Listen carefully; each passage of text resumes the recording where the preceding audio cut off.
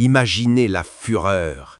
Jordan Bardella, le président du Rassemblement national, explose de rage, les veines gonflées par l'injustice flagrante. Accusant Emmanuel Macron d'une manipulation éhontée des votes lors de la motion de censure contre Sébastien Lecornu. Oui, ces motions déposées le 25 février 2026 par le RN et la France insoumise pour protester contre l'adoption par décret de la politique énergétique, un décret qui bafoue le débat démocratique, elles ont échoué lamentablement, avec seulement 140 voix pour le RN et 108 pour LFI, loin des 289 nécessaires pour renverser le gouvernement. Lecornu reste en place, Macron jubile en coulisses, mais Bardella hurle au scandale. Ce n'est pas un soutien réel à Lecornu, c'est la peur viscérale de la dissolution de l'Assemblée qui a dicté les votes des petits partis et des députés centristes.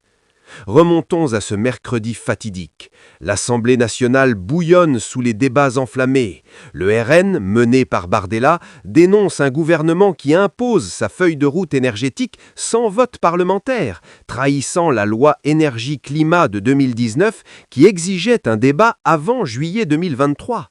Un décret sournois, aligné sur les directives européennes d'Ursula von der Leyen, qui sacrifie le nucléaire français, réduit de 12% par rapport au pic de 2006, au profit d'éoliennes intermittentes et de panneaux solaires chinois. Les prix de l'électricité doublent, le gaz et les carburants augmentent de 50% en 10 ans, via des taxes cachées comme l'ETS2. Bardella, rouge de colère, pointe du doigt cette décroissance économique imposée qui condamne l'industrie française à stagner sous les 10% du PIB, asphyxie l'agriculture et rogne le pouvoir d'achat des ménages. Mais voilà, les motions tombent à plat. Pourquoi ? Pas parce que Lecornu brille par son génie, non. Les députés des minorités, ces centristes et socialistes opportunistes, ont voté contre la censure par pure lâcheté. La terreur d'une dissolution, d'élections anticipées qui pourraient balayer leur siège précaire, les a paralysés. Macron, ce marionnettiste calculateur, a orchestré cela. En menaçant implicitement de tout dissoudre, il force l'allégeance forcée, transformant l'Assemblée en chambre d'enregistrement de ses caprices. Et Bardella explose, littéralement. Dans les couloirs de l'Assemblée, entouré de Marine Le Pen et des leaders RN comme Jean-Philippe Tanguy et Éric Michaud, il dénonce cette culture du mépris gouvernemental, cette soumission à l'UE qui vend la souveraineté française aux enchères.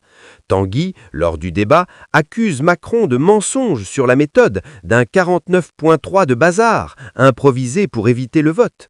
Michaud fulmine contre l'importation massive de technologies étrangères qui gonflent les factures des Français de 40 à 100 euros par MWh. Ce n'est pas un échec, clame Bardella, c'est la preuve éclatante d'une manipulation.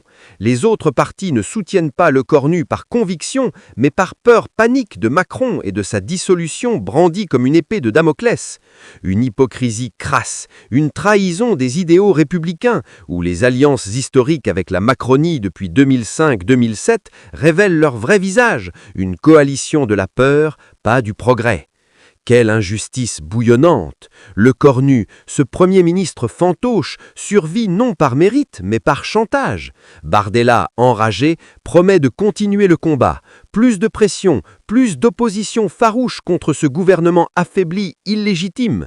Les Français, engagés politiquement, sentent-ils cette rage monter? Cette manipulation des votes? Ce chantage à la dissolution? N'est-ce pas l'ultime insulte à la démocratie?